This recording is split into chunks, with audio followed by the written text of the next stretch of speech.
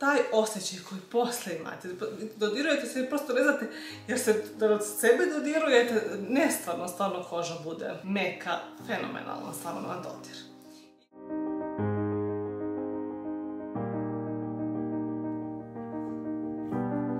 Ćao svima, dobrodošli na kanal Zauvek Lepe. Na ovom kanalu svake nedelje delim sa vama neka moja iskustva i saznanja na različite teme. A današnja tema je nega tela.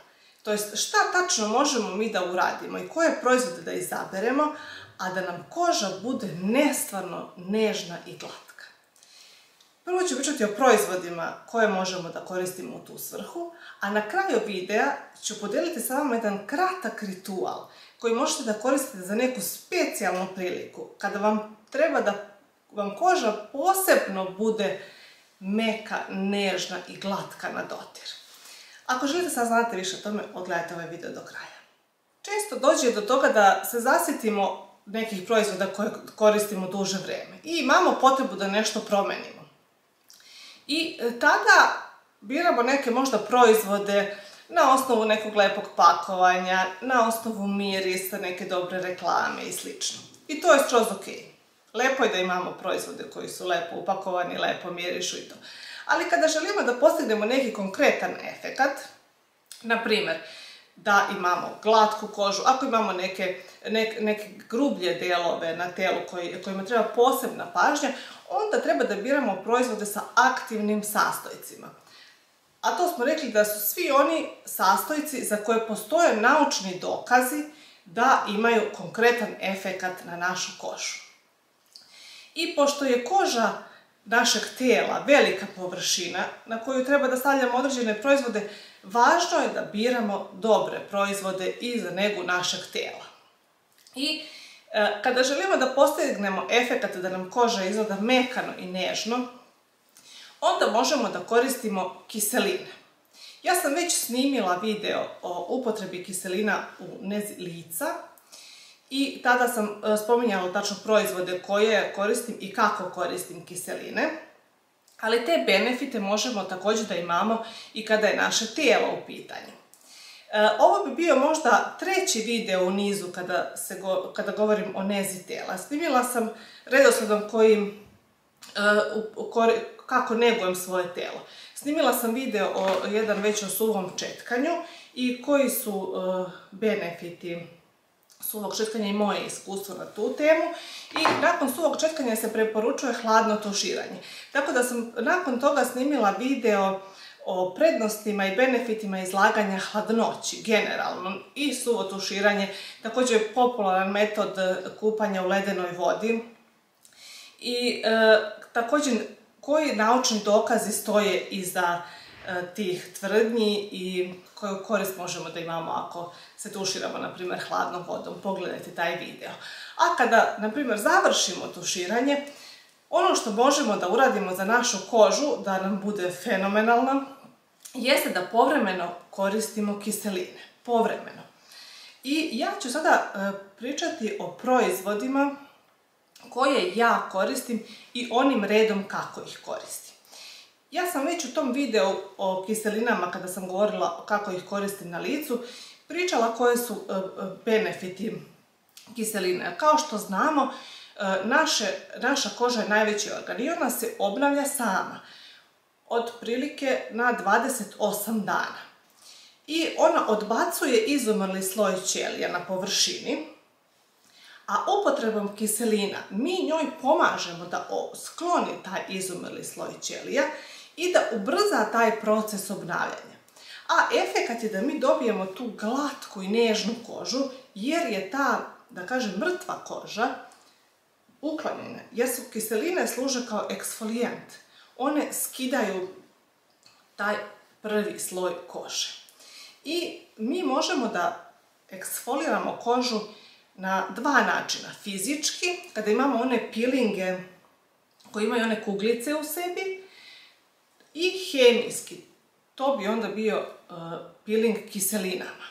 I prvi proizvod o kome ću ja danas pričati je proizvod koji je u stvari peeling.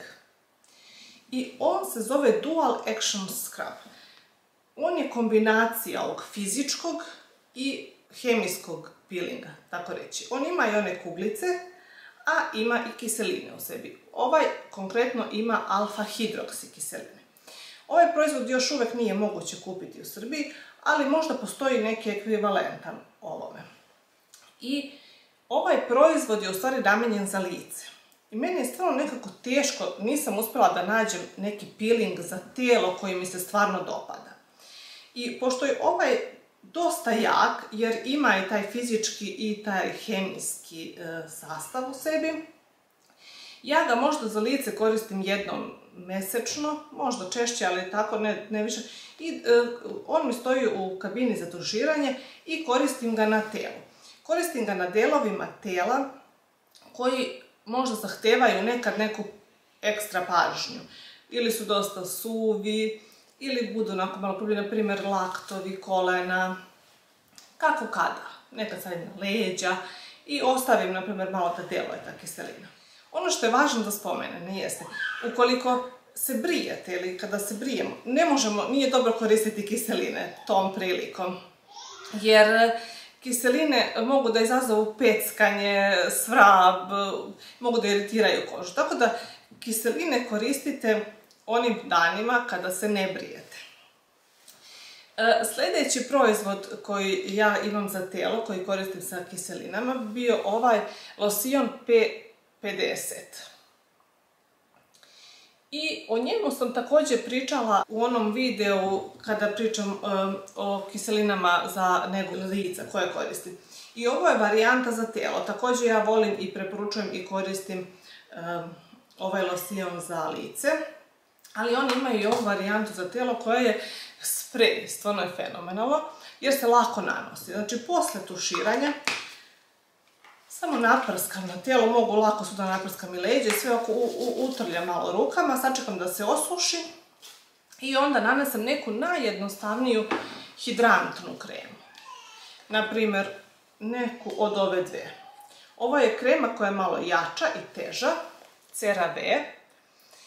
Divna stvar je da CeraVe proizvodi su dostupni u Srbiji. A ovo je isto hidrantna CeraVe, ovo je losion, više losion, on je malo blaži i njega koristim ako odmah posle moram da se obuče. Možda bih još dodala da možda nije neophodno koristiti više stvari u isto vrijeme. Ponekad kombinujemo. To je ukoliko koristim ovaj losion. A u stvari jedna fenomenalna isto stvar sa kiselinama jeste da mi imamo razna mlijeka za telo i kreme za telo sa kiselinama. Naprimjer, ovo mi je već pri kraju, pa mi stoji ovako da bi mi lako sišlo. I ovdje u njemu ima 12% glikolne kiseline. I on je baš jak. Iskustvo sam navela jednom posle brijanja. Tako da dosta je jak ovaj losion. Ali bude fenomenalna koža posle. I ono što isto ja vodim računa jeste da ne nanosim kada ću posle biti u kontaktu sa decom. Jer ne bih voljela da dođu u kontakt sa kožom moje dece. Ili nanesem to kada one zaspe, ili ne nanesem na ruke ako znam da ću ih time dodirivati.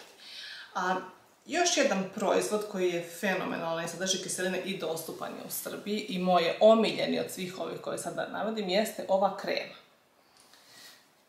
Isto je CeraVe proizvod i sada je dostupno u Srbiji u bolje snabdevenim apotekama. I nemam veze sa CeraVe, oni ne znaju da ja snimam ovo. I ova krema sadrži salicilnu kiselinu i zove se SA, salicilna kiselina, to je skraćenica, pretpostavljam. Smoothing cream, koža koja kao pravi kožu, krema koja pravi kožu nežno. I ova krema također sadrži 10% ureje, što je fenomenalno za hidriranje kože. Savršena kombinacija. A ona je malo onako teža. Ovo je baš onako krema za telo. Kada nanesete, ona ostane na telu. Znači ne možete možda odmah da se obučete posljednje. I ja imam još raznih nekih, evo sad je ovo sprobao isto neki losion za telo koji sam čula da je odličan pa sam uzela da probam. I fin je, nije loš. Tek sam počela da koristim. U kombinaciji sa nekim uljem nakon njega. Također postoji evo i krema za ruke sa kiselinom, AHA je skraćenica za alfa hidroksikiseline. I uglavnom su kiseline koje se koriste na koži tela alfa hidroksikiseline ili beta hidroksikiseline. Ima više vrsta, nije važno, evo ja sam dala neke predloge, konkretne proizvode koje možete da koristite. Ono što je važno kada koristimo kiseline, bilo na telu, bilo na licu, jeste da je izlaganje suncu strogo mora da bude kontrolisano. To jest najbolje da se ne izlažemo suncu ili da koristimo jake zaštitne faktore. I ja u stvari ne koristim kiseline leti. Ranije sam koristila i obsesivno sam se čuvala sunca, stalno sam koristila i za telo, sklanjala, oblačila ako idem u šetnju, duže rukave. Svaki dan vodim dete u vrtić, čekam, nanesem 50 zaštitni faktor pa sačekam da upije jer kažu treba naneti 20 minuta pre izlaganja suncu. Ako se duže zadržavam napolje u neku šetnju, kačket, velike naočare, na moru onda kupujem velike šešire da mi zaštite cijelo lice, stavljam jake zaštitne faktore. I desi mi se, onda, na primjer, skinem šešir, uđem u vodu, valjda šešir skine zaštitni faktor i ja dobijem fleke. Jer nisam bila zaštićena u vodi, onda još gore bude. Pa sam onda kupila na moru kačket sa kojim ću da se kupam, da ne bih... I meni je to stvarno iskreno dosadilo. Jer ja živim u Norveškoj gdje zima traje 6 mjeseci i stvarno ima jako malo sunca u tom periodu. I onda još kada dođe to sunce, još da moram da se tako sklanjam od njega, jednostavno ne želim više, nije mi vredno.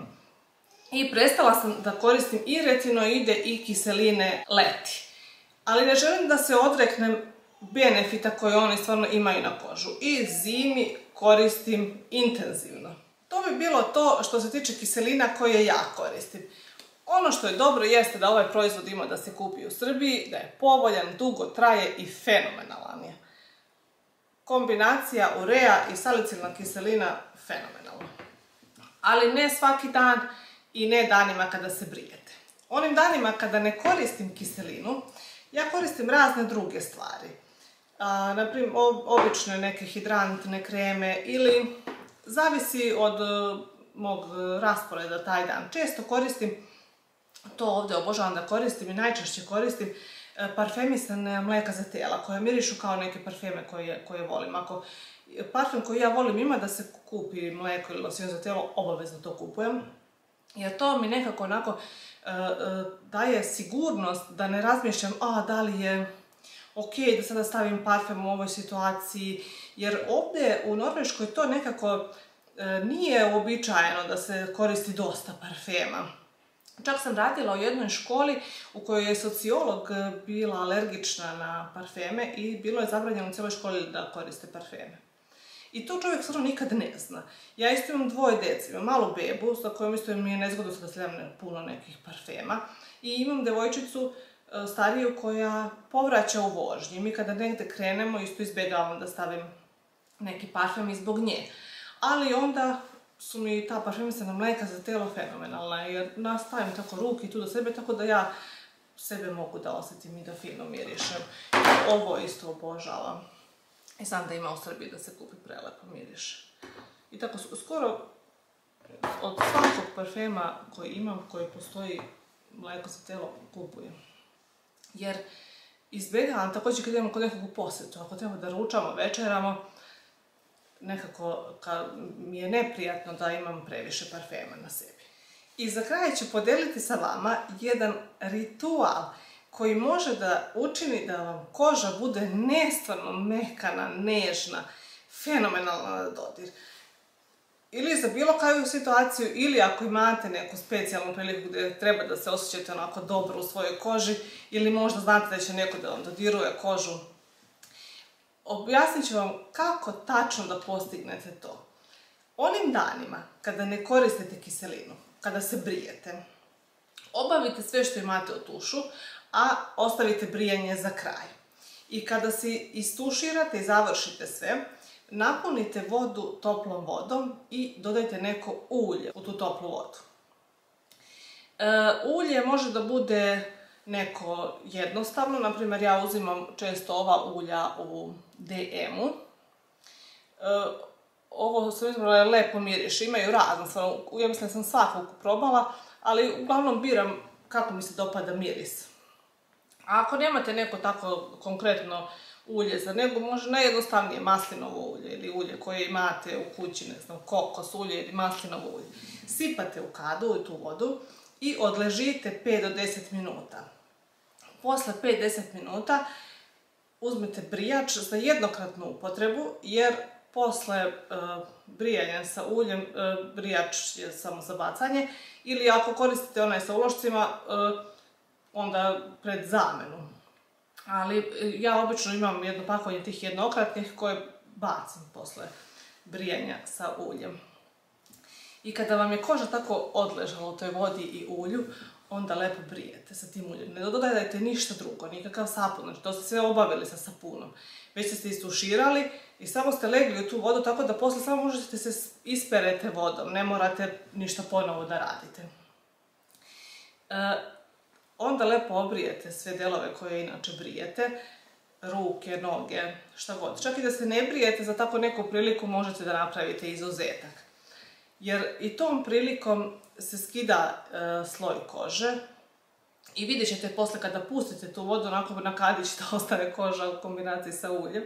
Mora da se očisti, ali vredi, jer taj osjećaj koji posle imate, dodirujete se i prosto ne znate, jer se od sebe dodirujete, stvarno koža bude meka, fenomenalna, stvarno na dodir. I čak i ako nemate kadu, to možete da uradite pod tušem. Samo kada završite, nanesete ulje na sve delove koje želite da obrijete i onda polako brijete i ispirate pod tušem brijač, a na kraju samo završite tako što se isperete i samo se lagano obrišite, tako da to ulje ostane na vama. Ako vam se dopada miris, ako vam se ne dopada, onda isperite i nanesete neku hidrantnu kremu. Čak i preko tog ulja možete neku laganu hidrantnu kremu, tako da zadrži svu tu vlagu i svu tu mekoću koju koža ima posle tog kupanja i tuširanja i brijanja sa uljem. To bi bilo to za danas. Ukoliko vam se dopao ovaj video, obavezno ga lajkujte i subscribeujte na moj kanal i pritisnite ono zvonce da ne propustite sljedeći.